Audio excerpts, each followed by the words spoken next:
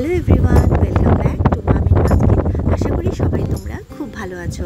আর এই গরমে আমার মেয়েকে কী খাওয়াবো ভাবতে ভাবতে হঠাৎ করে এরকম একটা রেসিপি মাথায় এলো। চলো তোমাদের সাথেও শেয়ার করি।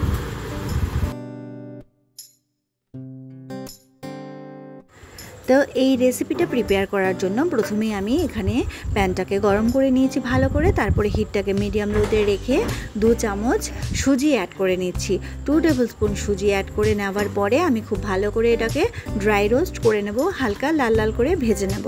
তোমরা কিন্তু চাইলে সুজি বেশ খানিকটা ভালো করে ভেজে নিয়ে এয়ারটাইট কন্টেনারে একটু বেশি করে রাখলে এটা কিন্তু অনেক কাজে লাগে, মানে অনেক তাড়াতাড়ি সমস্ত কিছু করে নেওয়া যায়। ইভেন কোথাও ঘুরতে গেলেও কিন্তু খুব কাজে আসে। সুজিটা যখন ড্রাই রোস্ট হয়ে গেছে আমি এটাকে আলাদা একটা প্লেটের মধ্যে ট্রান্সফার করে নিয়েছি এবং প্যানের মধ্যে দিয়ে দিলাম 1 চামচ ঘি।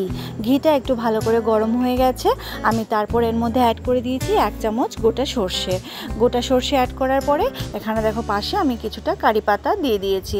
এই কারি পাতাটা আমি ড্রাই রোস্ট করে রেখেছিলাম, সেই জন্য আমি একটুখানি দেওয়ার আগে জলে ভিজিয়ে নিয়েছিলাম, গরম জলে। তো তারপরে আমি এটাকে অ্যাড করেছি। তোমরা যদি ফ্রেশ কারি পাতা পাও সেটা অ্যাড করলে তো আরও অনেকই ভালো। তো তারপরে দেখো এখানে হাফ পেঁয়াজ আমি একটুখানি কুচি করে নিয়েছি এবং অ্যাড করে দিয়েছি। কিন্তু অ্যাড করার আগে দেখে নিতে হবে সর্ষে দানাগুলো যাতে ফাটতে শুরু করে। সর্ষে দানাটা ফাটলে তবেই কিন্তু সুন্দর গন্ধটা বেরোবে। তো তারপরে দেখো পেঁয়াজটা হালকা ভাজা ভাজা করে নিলাম, একটুখানি ব্রাউন ব্রাউন করে।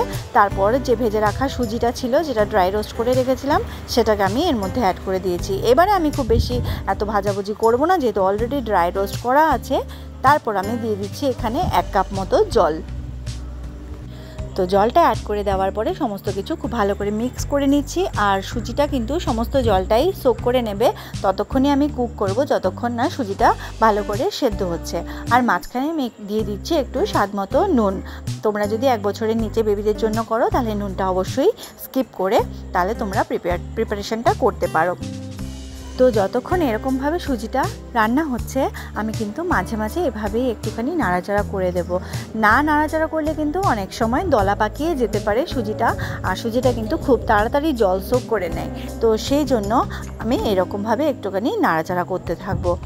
তো দেখো সুজি কিন্তু আমার প্রিপেয়ার হয়ে গেছে। এবার আমি এখানে একটুখানি জাগরি পাউডার অ্যাড করে দিচ্ছি। আমি মোটামুটি হাফ টিস্পুন মতো জাগরি পাউডার অ্যাড করে দিয়েছি। যেহেতু আমি নোনতা সুজি করেছি, তো তার সাথে একটুখানি জাগরি পাউডার অ্যাড করলে যে টেস্টটা হয় সেটা কিন্তু খুবই ভালো আসে, আর বাচ্চারা কিন্তু খেতে খুব পছন্দ করে।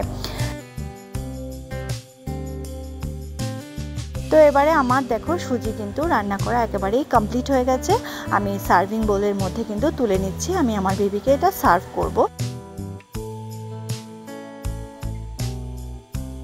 তারপর এখানে মিশিয়ে দিচ্ছি 2 টেবিল স্পুন একেবারে চিল্ড হোমমেড টক দই। আর তোমরা বিশ্বাস করো, টক দইয়ের সাথে রেসিপিটা এত দুর্দান্ত হয়েছে খেতে, যেটা আমার বেবির ভীষণ ভালো লেগেছে। দুধ দিয়ে করলে হয়তো মানে ঠিকঠাকভাবে খেত না, কিন্তু দই দিয়ে করার কারণে ও কিন্তু ভীষণ ভালো খেয়েছে। আর আমি বলবো তোমাদের একবার হলেও বেবিদেরকে এই সামারে রেসিপিটা করে খাওয়াবে। আর তোমাদের বেবিরা কতটা ভালোবেসেছে জানাতে ভুলবে না। আজকের জন্য এই পর্যন্তই, দেখা হচ্ছে নেক্সট ভিডিওতে। টাটা।